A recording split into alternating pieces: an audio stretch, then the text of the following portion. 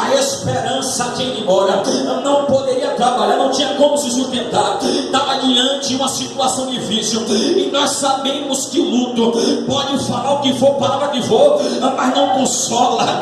O aleluia. Você pode sai, que a perguntação, irmão, eu pergunte, querido, vem irmão, fala a ele vai consolar, te dá uma palavra, mas isso não consola. O único que te consola é Jesus.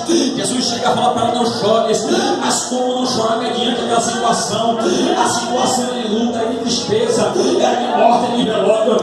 Glória a Deus. É de verdade que o pastor pode dizer para você: não chore, minha filha, não chore, meus filhos. O pregador pode dizer: não chores, e só ficar somente nisso. Mas quem estava dizendo não chores foi o dono da vida, foi o dono da vida, aquele que tem a chave da morte, aquele que tem a chave do inferno. Ele diz: não chores. Quando ele fala não chores, ele diz: ei mulher, tu estava na direção desse cortejo, mas a partir de agora eu estou me responsabilizando daqui para frente. Tu estava no controle, tu estava na direção, mas a partir de agora quem se responsabiliza sou eu. Alguém grita: como não chorar? Ele fica calado. A Bíblia diz, Salmo 30, versículo 5, que o choro pode durar a noite toda, mas a alegria vem pelo amanhecer. Salmo 126, versículo 5 vai dizer: aqueles que semeiam em lágrimas cegarão com alegria. Eu não sei como tu adentrou aqui essa noite, mas eu tenho algo da parte de Deus. Ele vai descer com acalento, com evangelho para tua alma. Aqui me ajuda. Ele diz: não chores, não chores, não chores. Ele vai em direção ao cortejo. Ele entra lá no meio da multidão, aonde se encontrava aquele jovem sendo carregado em um esquife. Para você entender, dentro daquela multidão existia assim um sacerdote que ele não ousaria encostar no caixão, porque segundo a lei mosaica, livro de Números 19:11, aquele que encosta em um defunto por 7 dias será imundo.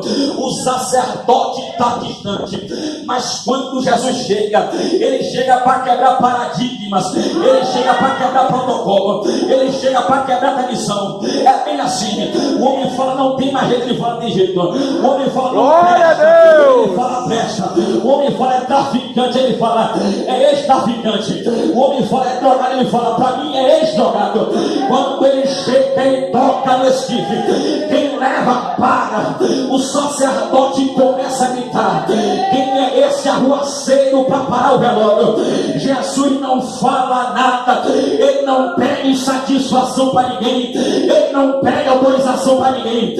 Quando ele toca para, quando toca para, alguém está murmurando, porque segundo a tradição não pode tocar.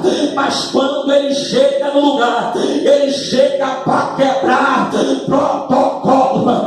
Tinha porteiro nas portas esperando ela passar com sonhos, mas quando ele chega na casa, o milagre acontece. Quando ele entra na casa, o milagre acontece. Quando ele chega no recinto, o milagre acontece. Ele vai dizer: jovem, eu te digo, levanta-te. A Bíblia vai dizer que quem estava morto se levantou, se assentou e começou a falar. Versículo 16 vai dizer que o povo se apodera de um grande temor e diz: levantou-se um profeta entre nós, morreu, mas ressuscitou. Ainda em vez de levantar o que estava morto, se levantou o profeta. Sabe o que Deus quer dizer para ti essa noite? Que tem gente morta na tua casa, mas quando ele tocar, vai ter que se levantar, profeta. Para tu entender o que eu estou falando essa noite, irmãos.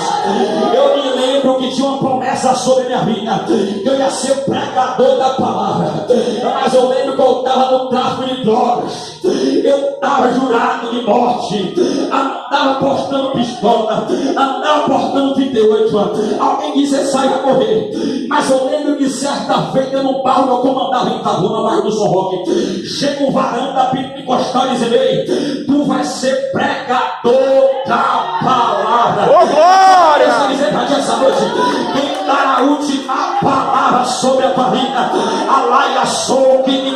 de Cantuí, ainda é Ele, ainda é Jesus. Observa bem, certa feita todo culto, terceira vez que eu vou na igreja, terceiro dia que eu vou na igreja, ele toca em mim, o que estava morto se levantou. Com um mês eu comecei a pregar. Sabe o que é isso? Além dele tocar e levantar o que está morto, ainda se levanta profeta. Com um mês eu comecei a pregar.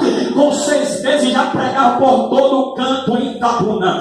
Com 1 ano de convertido já tinha pregado em mais de 10 cidades fora. Porque a promessa é maior. Para tu saber que Deus muda ainda, só tenho 2 anos, prega